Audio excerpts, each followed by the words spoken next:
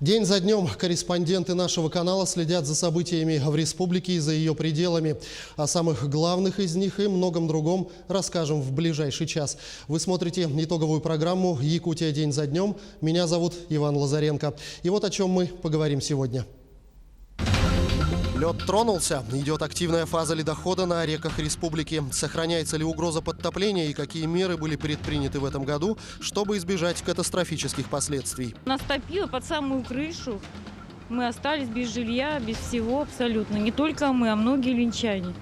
Поэтому мы хотим, чтобы было все нормально. Президент России Владимир Путин подписал указ о включении 8 районов республики в состав арктической зоны России. Какие перспективы развития открываются и чего ждать жителям? Конечно же, имеет это огромное значение для тех людей, которые там живут, для наших проектов по развитию транспортной инфраструктуры, по развитию различных промышленных проектов. Боевое крещение. Справится ли новый столичный водозабор с паводком и станет ли вода в квартирах горожан наконец-то чистой? Мы надеемся, что такая же работа, такая же вода и будет поступать в город. Новый этап развития сотрудничества Якутии и Японии. О чем говорили во время дней японского инвестора и какие проекты в перспективе могут быть реализованы. В настоящее время рассматривается реализация нескольких проектов. Якутия – это тот регион, который богат своими природными ресурсами, климатические условия интересные. Борьба с зеленым змеем. Насколько эффективны меры, которые власти республики и правоохранительные органы принимают в этом направлении? Задержана группа лиц, которая в целях извлечения личной выгоды организовала незаконный оборот алкогольной продукции. Якутский кинематограф продолжает радовать своих поклонников. В чем же секрет успеха якутского кино? Узнавали наши корреспонденты. Я не думал, не гадал, даже в снах не видел, что этот фильм будет опять идти, это международный кинофестиваль. Вот это было сюрпризом. В некоторых населенных пунктах сохраняется возможность подтопления в результате повышения уровня воды, но на сегодняшний день можно говорить, что ситуация с паводком в республике под контролем и неприятных сюрпризов пока удалось избежать. Подробнее о том, как в этом году готовились в Якутии к прохождению паводка и какие результаты принесли предпринятые меры, в материале нашего корреспондента Юрия Осипова. Ледоход на Лени продвигается на 3 суток раньше нормы. Одни из факторов, повлиявшие на это, относительно теплая зима, малое количество осадков и ранняя затяжная весна. Плюсовая температура в республике была отмечена почти на неделю раньше обычного. В этом году у нас паводок начался экстремально ранние сроки. Спасатели будут заниматься вопросом предупреждения, а также спасения, проведения эвакуационных мероприятий и иных аварийно-спасательных и других неотложных работ. Ледоход на Лени движется быстрыми темпами. На территории Якутии река вскрылась 7 мая. Около недели понадобилось ледоходу, чтобы достичь города Ленска. Весеннее половодье – один из самых волнительных периодов для жителей Ленского района. Еще не отошли воспоминания от разрушительного наводнения 2001 года. Каждый год подготовке здесь уделяется предельное внимание. Близ города Якутска опасения у спасательных служб вызывало прохождение ледохода через район Табагинского мыса. Но в этот раз все прошло хорошо. Напомню, что в прошлом году на этом участке реки Лена образовался затор. Взрывные работы проводить было опасно, слишком близко находился газопровод. Туда направили ледокол «Капитан Бабичев». Это и разрешило сложившуюся ситуацию и помогло избежать наводнения в столице. В этом году к такому повороту событий приготовились заранее. Сложно сказать, как у нас будут формироваться заторные явления. По крайней мере, больших заторов не было. У нас 2 ледокола «Лорпа» подготовлены. Они уже и с топливом, и с экипажами, поэтому если потребность будет, выйдут и там поработают.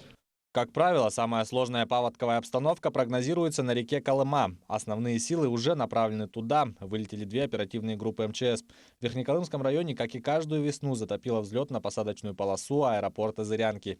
В этом году на северных реках, в частности на реке Колыма, большая толщина льда, это ввиду отсутствия там снегозапасов, малого количества. Вскрытие реки Колыма произошло на 3-4 дня рано. На реке Алдан оперативная группа провела взрывные работы в 50 километрах ниже поселка Кюбцы. Именно там, где в прошлом году образовался затор, по причине которого с Кюбцев экстренно эвакуировали жителей. В этом году взрывные работы проходят в плановом режиме, чтобы избежать повторения прошлогодней ситуации. В целом на реках республики в этом году определили более 40 мест, где будут проводиться превентивные мероприятия. Паводок прошлого года – один из масштабных и разрушительных за последние 10 лет. Первый подтопленный пункт – село Амга. Здесь пострадали сотни жителей. МЧСники там стоят за забором, они сюда подъехать никто ничего не может. Вот в окно выпрыгивали, и вот уже это до забора доплыли, а там уже нас МЧС забрала. Лед шел навстречу, или люди наши, эти местные гражданские. Лед уже шел, страшно было.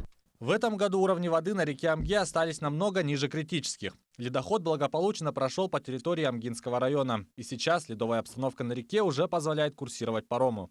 В этом году в республике кардинально изменился подход к подготовке к ледоходу. Для мониторинга паводковых и пожароопасных ситуаций на смену вертолетам пришли беспилотники. На первом этапе работы с беспилотниками компания «Полярные авиалинии» приобрела 2 аппарата для полетов средней дальности. В комплекте идут технические компоненты и модули управления. Использование беспилотников позволит не только существенно снизить стоимость летного часа, но и уменьшить зависимость от погодных факторов, а также обеспечить отсутствие риска для экипажей при выполнении авиационных работ в условиях чрезвычайных ситуаций.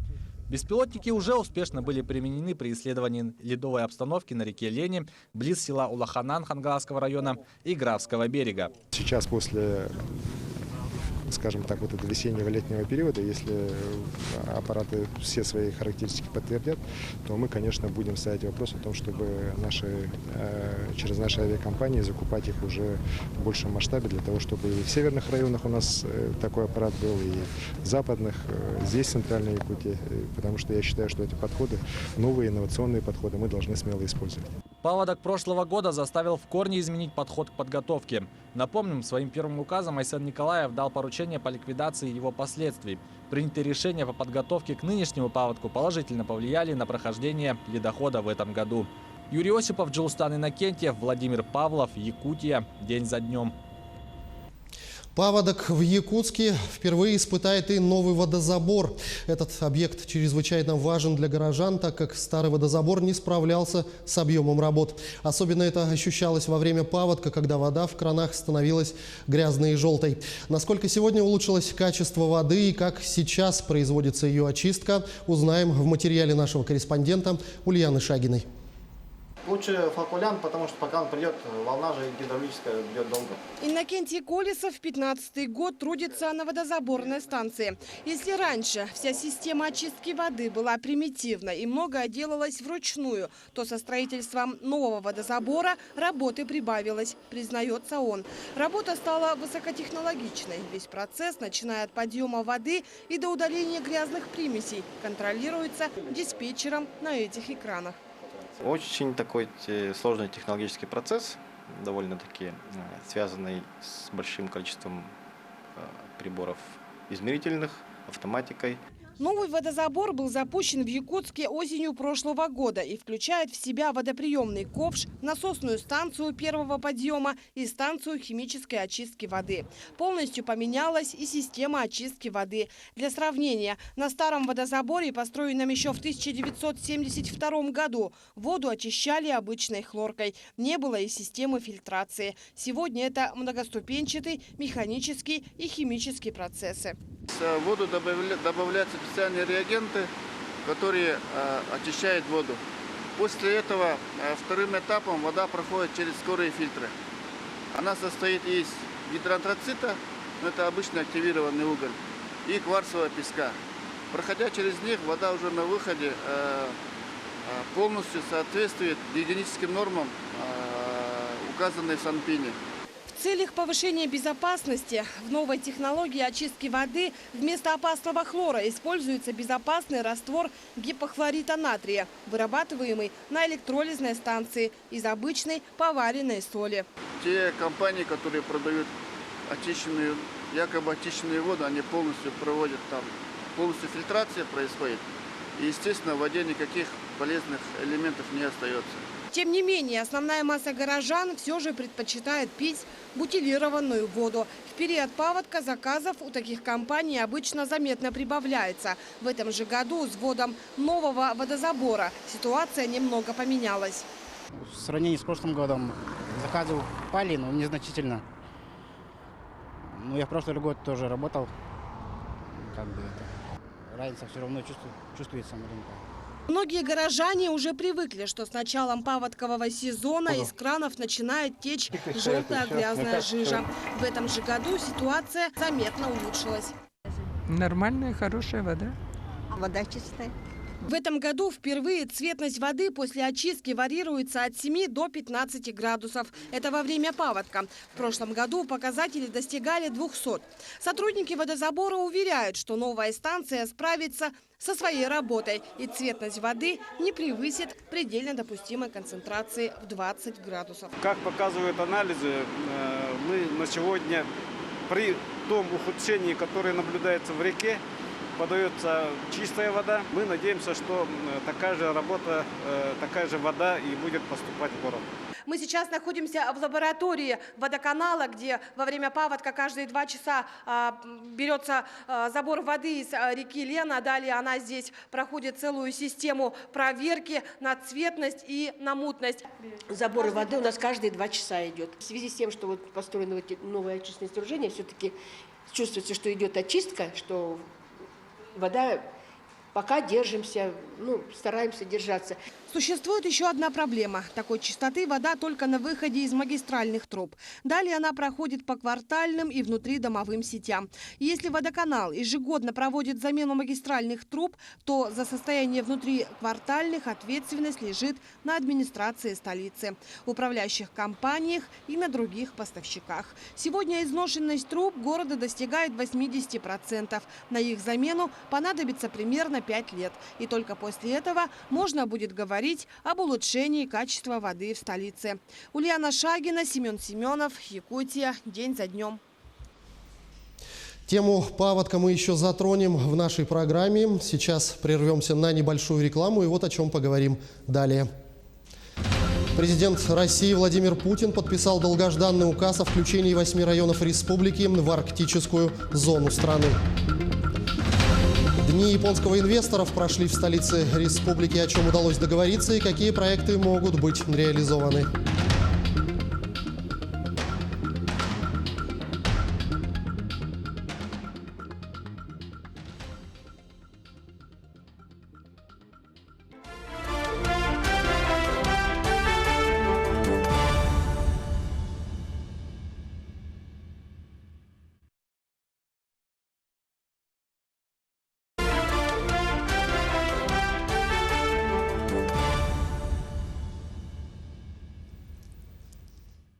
Мы продолжаем выпуск. Еще в советские времена территории всех 13 арктических районов республики считались арктической зоной, но позже в этот состав были включены только 5 районов, расположенные вдоль побережья Северного Ледовитого океана. И поэтому новость о включении еще 8 арктических районов республики в состав арктической зоны России стала для якутян настоящим знаковым событием. Указом президента страны Владимира Путина в арктическую зону добавились Абыйский, Верхнеколымский, Верхоянский, Жиганский, Момский, Оленёкский, Среднеколымский и Вено-Бытантайский районы. Конечно же, имеет это огромное значение для тех людей, которые там живут, для наших проектов по развитию транспортной инфраструктуры, по развитию различных промышленных проектов. Уверен, что вот та политика, которую сейчас в нашей стране проводит Владимир Владимирович Путин, как раз, которая была им недавно провозглашена в Санкт-Петербурге на Арктическом форуме о активном освоении Арктики, она сейчас для нашей республики приобретает еще большее значение. Мы понимаем, что в этих районах у нас живут в основном представители коренных малочисленных народов Севера и народов, традиционно проживавших на Севере. Это и якуты, и русские. И, конечно же, мы, когда говорим о промышленном развитии, мы всегда говорим о сохранении коренной среды обитания этих народов. И уверен, что вот появление этого указа позволит нам решать и вопросы развития экономики, и вопросы социальные, и вопросы улучшения жизни в целом людей вот в Арктике, Якутии. С новой силой продолжится плодотворная начатая работа по реализации программ развития Арктики, а значит, значительно повысится уровень социально-экономического развития территории и качество жизни населения в целом. Жителей 8 районов Якутии, которые получили статус арктической зоны, ждет уменьшение налогов, досрочный выход на пенсию и дополнительный отпуск. Теперь у тех, кто живет там в крайне сложных условиях, появится стимул не уезжать. А потенциальным инвесторам, желающим заниматься промышленным производством, создадут всевозможные преференции. 13 мая президент России восстановил справедливость и включил в арктическую зону Российской Федерации дополнительно 8 наших районов. Все 13 районов у нас официально теперь являются частью арктической зоны Российской Федерации. И, конечно, здесь открываются возможности для наших районов по участию в тех государственных программах, которые разрабатываются и будут разрабатываться на уровне Российской Федерации. Кроме тех базовых направлений социально-экономического развития, нужно сказать, что, конечно же, в арктической зоне в том числе строится и жилье, строится социальная инфраструктура, происходит экономическое развитие этих районов. Кроме этого, у нас в республике еще пока действует комплексная программа развития арктической зоны Республики Саха-Якутия. Ну и сейчас в разработке находится уже государственная программа, которая начнет действовать со следующего года. Правительством сейчас разрабатывается и стратегия развития арктической зоны Республики Саха-Якутия до 2035 года, и разрабатывается государственная программа. Ну и, конечно, еще существует федеральная государственная программа по развитию арктической зоны Российской Федерации, но в ней запланированы мероприятия, в основном это касается развития северо-якутской опорной зоны. Жители арктических районов уже с этого года не будут платить транспортный налог. Об этом сообщила министр экономики Якутии Майя Данилова. Такое решение позволит поднять доходы населения и снизить уровень бедности. Напомню, глава региона Айсен Николаев на 8-м съезде Совета муниципальных образований республики дал поручение правительству подготовить проект закона об обнулении транспортного налога для жителей арктических районов, а органам местного самоуправления освободить население этих улусов от налога на имущество и земельного налога.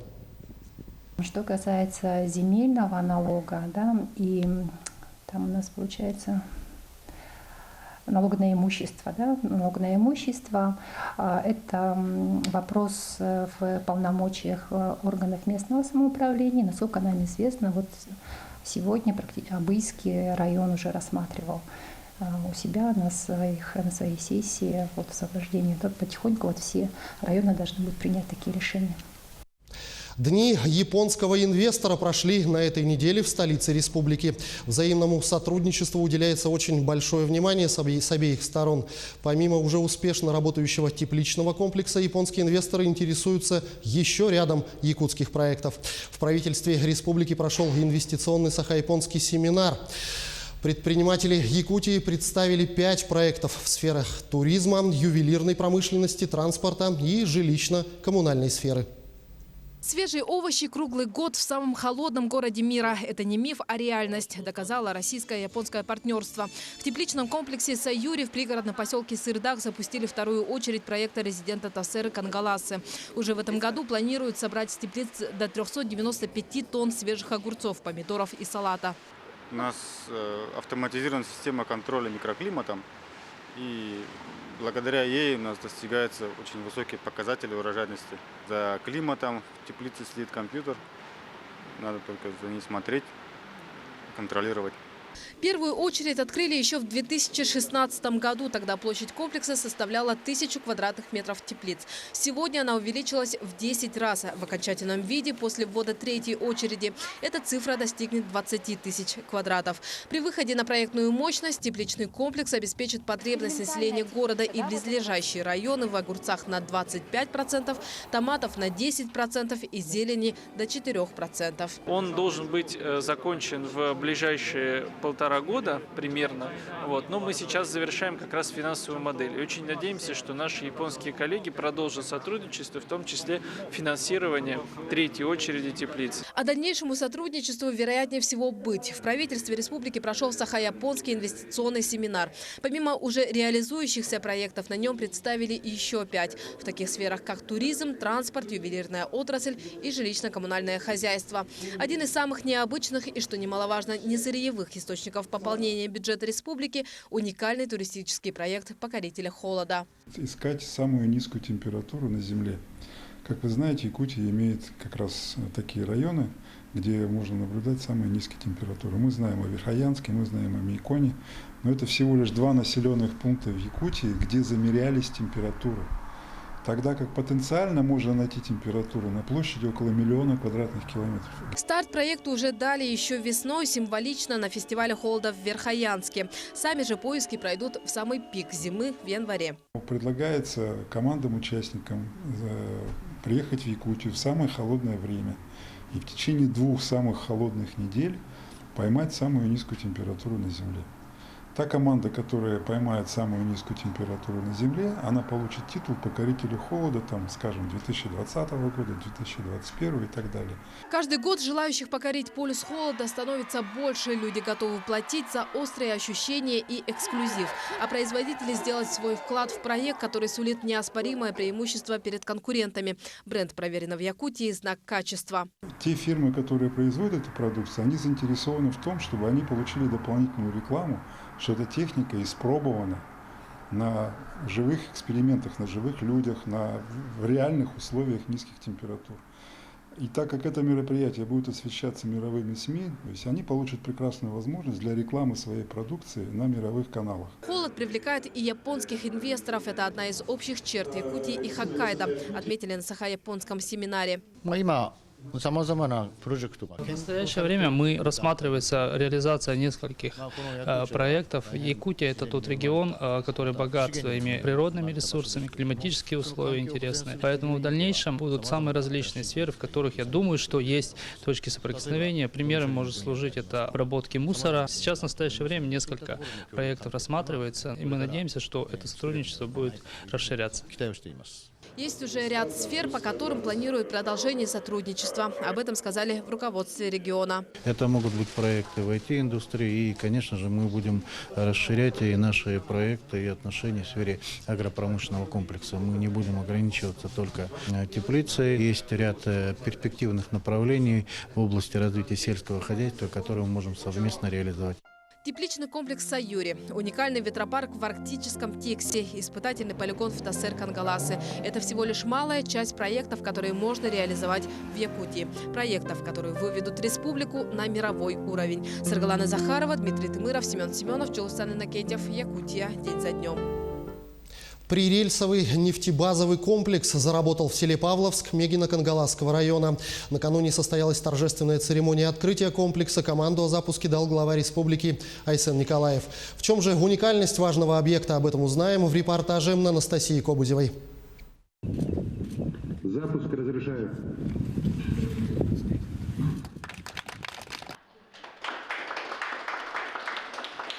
Новая, более надежная и экономичная логистика. Раньше основной объем нефтепродуктов в республику доставляли с Усть-Кута по автозимнику.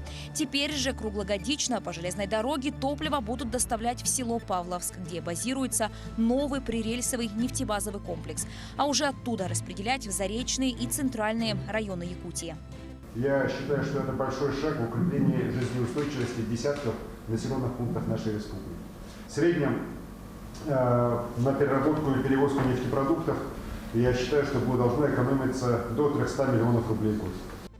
Нефтебазовый комплекс состоит из подъездного железнодорожного пути, автоматической газораспределительной станции и склада хранения нефтепродуктов на 8 тысяч кубометров с перспективой расширения до 16 тысяч кубометров. Здесь реализована автоматизация комплексная объекта. Все технологические процессы, связанные с приемом, с хранением, перемещением, с отпуском нефтепродуктов, они автоматизированы. То есть все процессы открытия-закрытия задвижек, включение насосов, отражение уровня нефтепродуктов в резервуаре, все это происходит у оператора непосредственно на его рабочем месте, на его рабочем компьютере. 60 тысяч тонн нефтепродуктов – годовой оборот резервуарного парка. В перспективе он может вырасти до 100 тысяч тонн в год. Если мы будем дальше увеличивать МКСный склад, объемы, то мы будем и увеличивать круглогодичную доставку до 100, может быть даже более кубов ежегодно. Надо иметь в виду, что Саханнефтегазбыт для жизнедеятельности, потребностей республики завозит ежегодно 180 тысяч кубометров светлых нефтепродуктов. Значение нового комплекса невозможно переоценить. В этот проект вложен большой труд и серьезные средства – более $500 миллиарда рублей. Самое главное – круглогодичная поставка решит проблемы по обеспечению нефтепродуктами жителей Центральной Якутии. Анастасия Кобызева, Вячеслав Санников, Павел Пахомов, Якутск, Мегина, Кангаласский, Улус. Сейчас мы вновь ненадолго прервемся и смотрите далее в нашей программе. В республике принят ряд ограничительных мер по реализации алкогольной продукции и ведется активная борьба с контрафактом. Насколько предпринимаемые меры эффективны, выясняли наши корреспонденты. Свое решение проблемы свалок нашли в Хангаласском Улусе. Что же нужно сделать, чтобы перестать утопать в мусоре?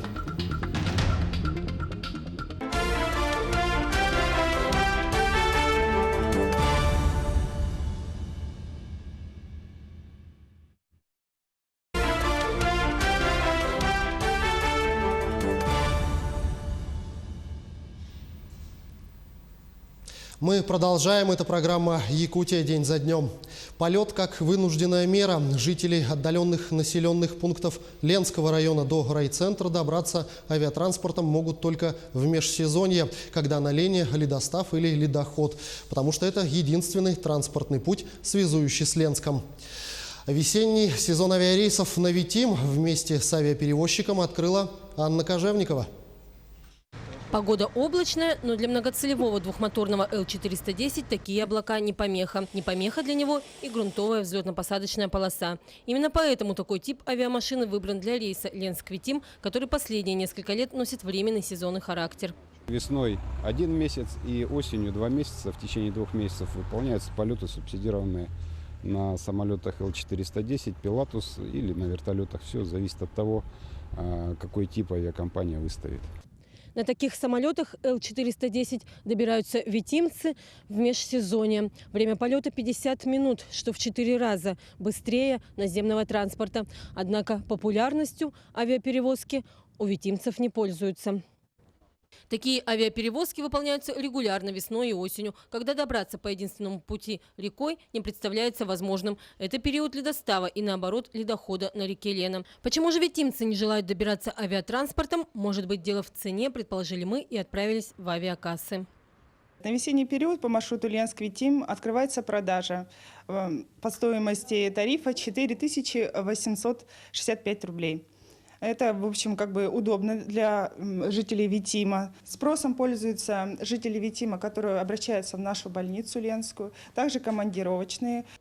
Проведя свое собственное расследование, выяснили разницу между самым дешевым авиабилетом до Витима и такси всего 500 рублей. Но такси едет не менее 4 часов. На рейсе, который провожали мы, было всего 5 человек, хотя, как сообщили сами же пассажиры, записывалось 8. А тут дело такое, будет меньше 5, рейс отменят. Поэтому люди ждут тревожного звонка. Нашим пассажирам повезло. В 8:10 за 1,5 часа, как положено, началась регистрация на рейс, среди которой были и новички, кто не то что в Витим, а в Ленск приехал впервые. Не так уж неплохо, как я рассчитывал. Немного пугает вот эта вот тряска вся в самолете. Вот, то бишь летишь, допустим, на больших самолетах, такого нет.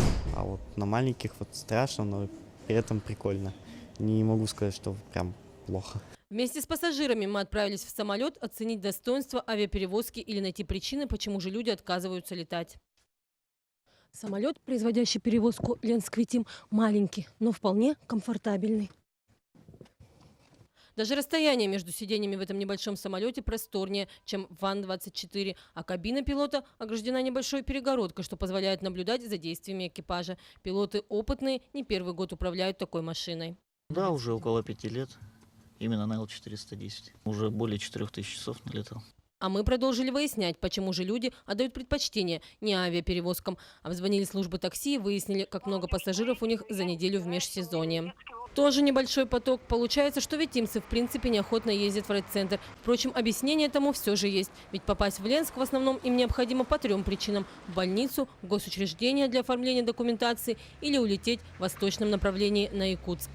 Загруженность в последнее время снизилась на этой линии. Ну, связано это с тем, что, во-первых, витимцы сейчас стали летать через Талакан больше. То есть те, кому надо в западном направлении вылететь на Большую Землю, они едут до Талакана, до аэропорта Талакан, и дальше летят в Новосибирск и другие города. Вот и получается, что с появлением частного аэропорта на Талакане поток авиапассажиров в Ленске сократился не только на рейс Ленск-Витим и обратно, но и в целом.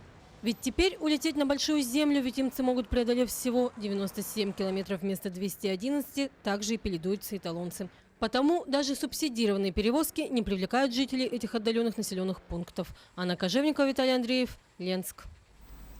В Хангаласском Улусе разрабатывают комплексную программу по решению мусорной проблемы. Эта программа рассчитана на 5 лет и предполагает создание на территории Покровской свалки производственного кластера. Какое именно производство хотят наладить на завалах мусора, узнавала Виолетта Засимова. Сейчас много стали говорить о раздельном сборе мусора и о его дальнейшей переработке, словно это так легко организовать в реалиях нашей страны. В развитой Японии перерабатывают до 90% отходов, причем дисциплинированное японское население еще и само сортирует свой мусор, прежде чем его выбросить. Но к этому японцы пришли не сразу, а в течение 20-30 лет. Мы провели опрос у населения. Раздельный сбор мусора в Хангаласском Улусе – реальность или фантастика? И вот ответы. Ну, реально, конечно. Ой, ну, безусловно, надо внедрять, конечно, это уже как бы все границы потеряло, этот мусор. Возможно. Ой, не знаю. Я думаю, нет. Почему? Ну, есть же специальные бачки, которые, все равно, все в один мусор все равно. Все в один этот контейнер и увозят, туда же все сливается и вот. Действительно, сколько не устанавливай возле жилых домов контейнеры с яркими наклейками для дерева, для бумаги, для пластика, все это потом идет на одну свалку. И вот со свалок-то как раз и нужно начинать работу, считает Эдуард Воробьев, директор компании «Экологические сети Хангалас», занимающийся содержанием Покровской свалки и транспортировкой твердых коммунальных отходов на территории Улуса. То есть раздельный сбор мусора подразумевает хранение отдельных фракций отобранного материала, для чего нужно создавать условия. То есть на данной свалке у нас в данный момент никаких условий для этого нет. То есть вот все лежит вот так, все фракции, вот они. Пятилетняя программа Эдуарда Воробьева включает в себя в первую очередь расчистку и бетонирование площадки под производственный кластер. На Покровской свалке под это дело уже присмотрен участок площадью 300 квадратных метров. Далее покупка дробилки для переработки древесины. Как раз сейчас начинается второй этап программы переселения из ветхого и аварийного жилья. А это значит, будут сносить много деревянных чебешек, и древесные отходы отправятся на свалку. И начинаем перерабатывать все дерево, которое здесь на свалке скопилось за столько лет. Потом из этого материала строятся производственные помещения, куда устанавливается перво-наперво мусоросортировочная станция. После этого начинается, когда конкретное разделение мусора на фракции, уже дальше приобретается оборудование для производства туалетной бумаги и салфеток. Также возможно приобретение линии по переработке, сортировке пластиковых изделий. Глава Улуса, выслушав концепцию программы, поручил Эдуарду Воробьеву разработать к 15 июня технико-экономическое обоснование и бизнес-план для поиска инвесторов. Уже сейчас известно, что цена вопроса около 20 миллионов рублей. В итоге, чем это будет? Выходом из мусорного кризиса в масштабах Улуса или еще одним проходным проектом, покажет время. Виолетта Засимова, Федор Тарасов, Хангаласский Улус. Одной из острых проблем нашей республики по-прежнему, к сожалению, остается проблема алкоголя и всего, что с ним связано. Это преступление, контрафакт, бутлегерство и многое другое. Какой эффект дает антиалкогольная политика властей Якутии и работа правоохранительных органов, выясняла наш корреспондент Сусанна Рожина. Несмотря на введенные ограничительные меры, в Якутске есть места, где люди без проблем могут днем и ночью приобретать алкогольную продукцию. Как к этому относятся сами жители города, мы сегодня с вами и попытаемся узнать. Все равно магазины есть, которые втихаря продают алкоголь. А по отношению к бутлегерам как? Кому? К бутлегерам, которые из-под полы продают, таксисты там. Ну, конечно, к нему отрицательное отношение. Свинья всегда грязь найдет. Абсолютно неэффективно. Почему? Потому что люди начинают делать собственный алкопродукт, и все. Шибко много стало подделку попадать. Меры, которые введены, очень мизерные. Надо огнем и мечом пройтись по этому делу. Многие люди не видят особых результатов антиалкогольной кампании, которая ведется в Якутии. Но так ли это на самом деле? Буквально недавно правоохранительными органами была изъята крупная партия контрафактной алкогольной продукции. Более 7 тысяч ящиков, которая уже успела попасть на прилавки магазинов. Незамедлительно были проведены обысковые мероприятия. Это было проведено 26 мероприятий таких. Было задействовано всего 86 сотрудников. Задержана группа лиц, которая в целях извлечения личной выгоды организовала незаконный оборот алкогольной продукции. 23 апреля по данному факту следственной частью Межмуниципального управления МВД России Якутской было возбуждено уголовное дело. Было изъято 140 736 бутылок контрафактной алкогольной продукции. И, соответственно, проведено именно изъято было еще данной алкогольной продукции в 22 торговых точках. Работа по контролю за оборотом незаконной контрафактной алкогольной продукции и с так называемыми бутлегерами, которые появились как грибы после дождя, с введением ограничительных мер в республике полиция ведется на постоянной основе. И об этом свидетельствует не только сухая ведомственная статистика, но и признание людей, работающих на теневой стороне этого бизнеса. Штрафы. Сейчас, когда штрафы ввели, получается, с того года, то он совсем не положительно. Уже все боятся, многие бутлегеры не работают. Многих бутлегеров не стало вообще в городе. Номера попродавали, поуходили, позабоялись, не работает никто. Нормальных бутлегеров, скажем, таких как я, максимум 6 человек, это максимум. Каждый раз в месяц поступает предложение где-нибудь по дешевке купить алкоголь крупной партии. Мы постоянно отказываемся. То есть вы покупаете? Мы только покупаем именно в алкомаркетах города Якутска. Получается, что бутлегеры не совсем работают в тени. Они приобретают продукцию в тех же алкомаркетах, но продают уже со своей наценкой. Поэтому нельзя сказать, что законный бизнес страдает от теневого. Без разницы, какое будущее. Все равно в будущем мы хотим на легальный бизнес подаваться. Потому что зажмут, я так думаю, скоро нас полностью уже. Никого не останется. Но радует тот факт, что люди все-таки стали меньше пить, и статистика это подтверждает. Алкоголь был основной причиной смертности мужчин от внешних факторов. Так, если в 1995 году этот показатель был 2188, то по итогам 2018 года, по данным Сахастата, всего 949 случаев. Сокращение более чем в 2 раза. Отношение людей к алкоголю меняется. Уже нет повальной алкоголизации населения. Но откуда появляется контрафакт и кто его покупает и продает, мы попытаемся узнать в наших следующих сюжетах. Сусанна Рожина, Семен Семенов, Георгий Григорьев, Григорий Охлопков, Владимир Павлов, Якутия. День за днем. Сейчас мы снова прервемся на пару минут и смотрите в продолжении программы. Быть ли еще одной туристической достопримечательности в Якутске? Столичные власти объявили конкурс на обустройство исторического района города. И все-таки феномен или закономерность якутский кинематограф переживает небывалый подъем. Попробуем узнать, в чем же секрет успеха.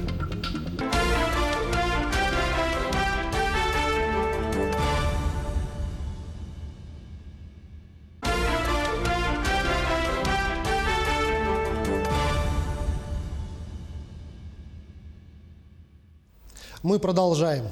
Конкурс на лучшую стилистику территории старого города объявили в Якутске. Перед архитекторами стоит довольно сложная задача не просто сделать все с нуля, а преобразить и сохранить исторические объекты. О будущей туристической привлекательности старого города сюжет Ульяны Шагиной.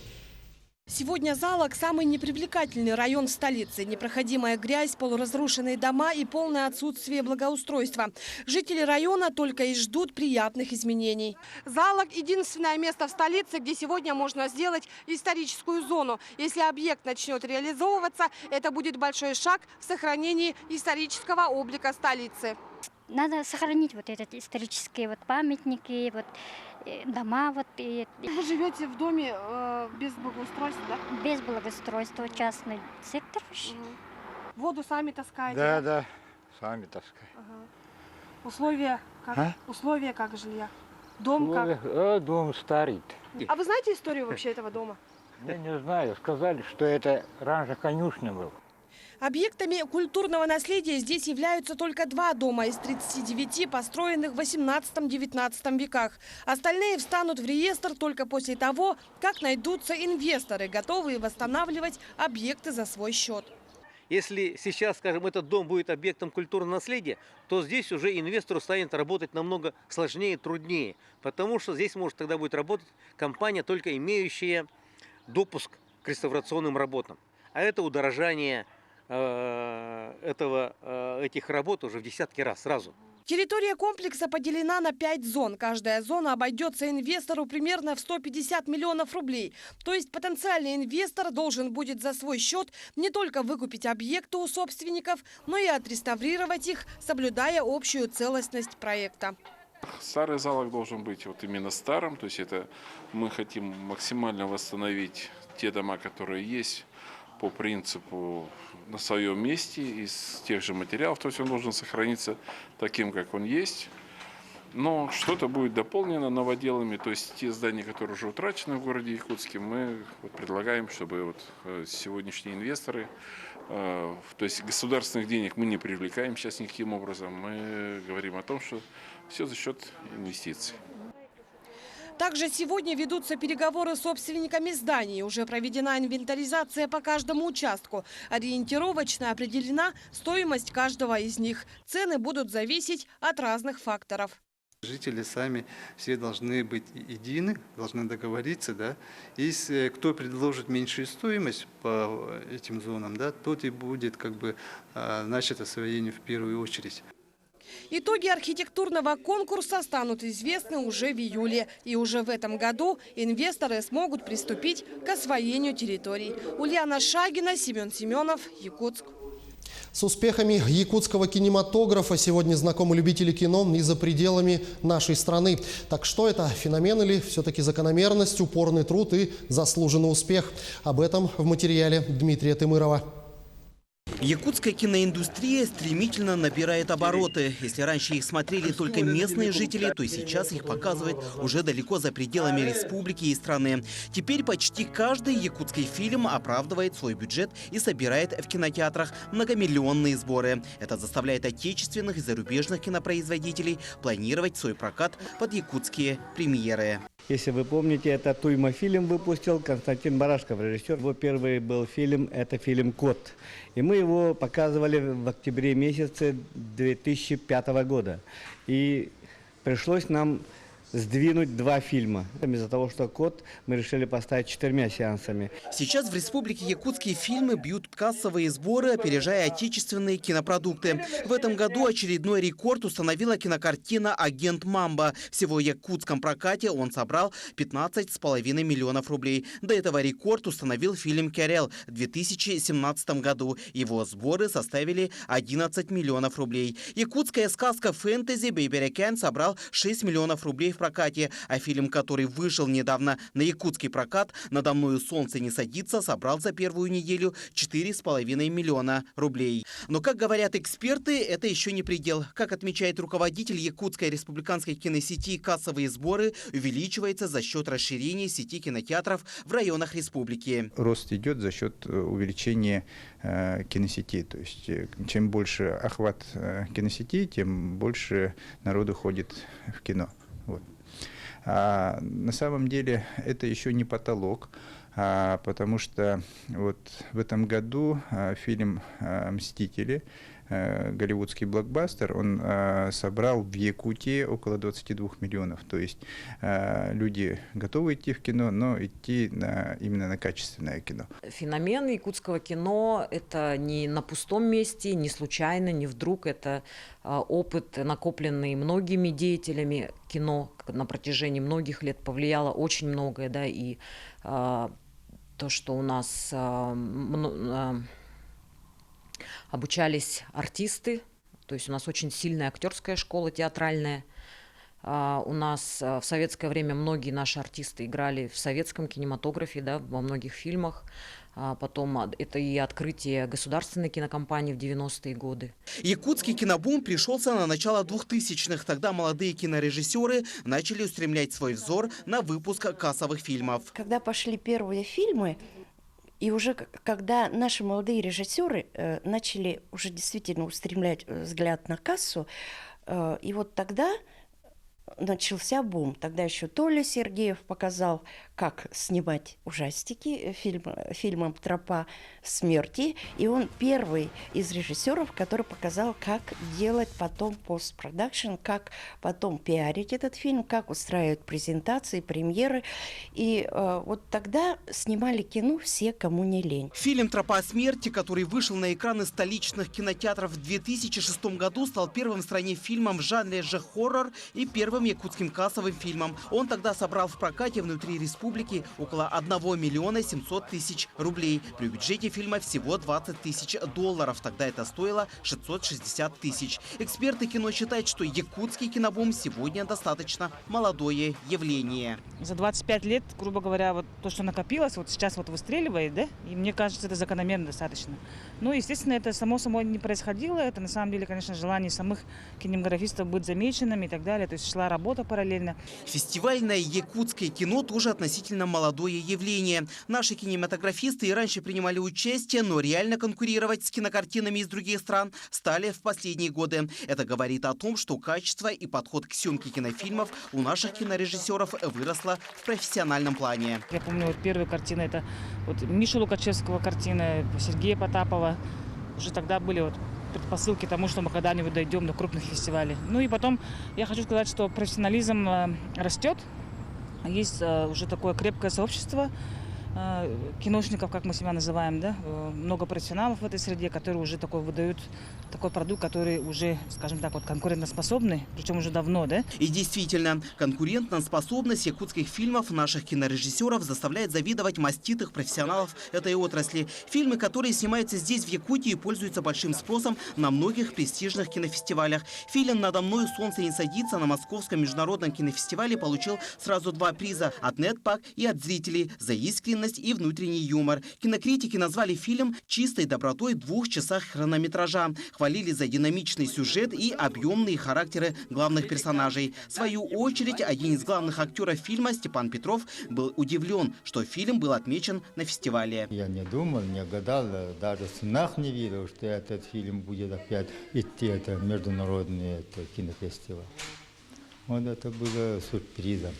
Профессиональный актер Степан Дмитриевич говорит, что сниматься в фильме относительно сложно, чем играть в театре. Кино, конечно, он дублей много, вот поэтому-то играть, по-моему, легче. Но вот есть такое понятие, это озвучка, да, вот это меня все время, и на первом фильме, и этом фильме меня это никак не получается. Там хорошо получается, когда вот играешь человеком глаза в глаза вот играешь, да, а там впереди только телевизор и один в комнате, никак не получается. Вот. В свою очередь в фильме «Агент Мамба», который побил кассовый рекорд в регионе, играли не готовые артисты, а простые люди без определенной актерской профессии. Киноэксперты считают, что успех якутского кино именно этим и нравится зрителям. Очень хорошо недавно сформулировал, год назад сформулировал, недавно опять это распространялось, 10 причин успеха якутского кино, который сформулировал Антон Долин, кинокритик. Наверняка многие читали это, и там вот одна из причин – это то, что многие у нас непрофессионалы, да, то есть люди, которые…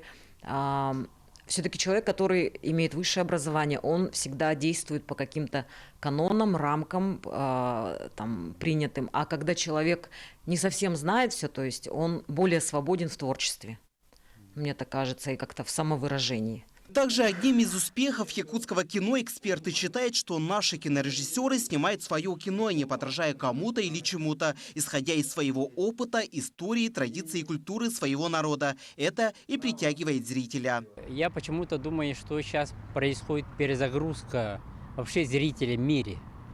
Люди устали от агрессии, устали от слишком технологичных фильмов, да, и им просто хочется посмотреть простые человеческие отношения. Якутское кино продолжает покорять Олимпы кинематографии. Сейчас идут переговоры по фильму «Надо мной солнце не садится», чтобы он вышел на всероссийский кинопрокат и даже на другие международные площадки. А вот фильм «Рекордсмен. Агент Мамба» уже на следующей неделе выйдет на прокат в Москве и в Санкт-Петербурге. Это станет не только очередной победой якутских кинематографистов, но и еще одним стимулом работать и создавать качественные кинопродукты. Дмитрий Тымыров, Павел Пахомов, Джулстан Иннокентьев, Якутия. День за днем. Вы смотрели программу «Якутия. День за днем». Именно такой была эта неделя. Корреспонденты нашего канала продолжают следить за развитием событий. Для вас в студии работал Иван Лазаренко. До встречи в эфире.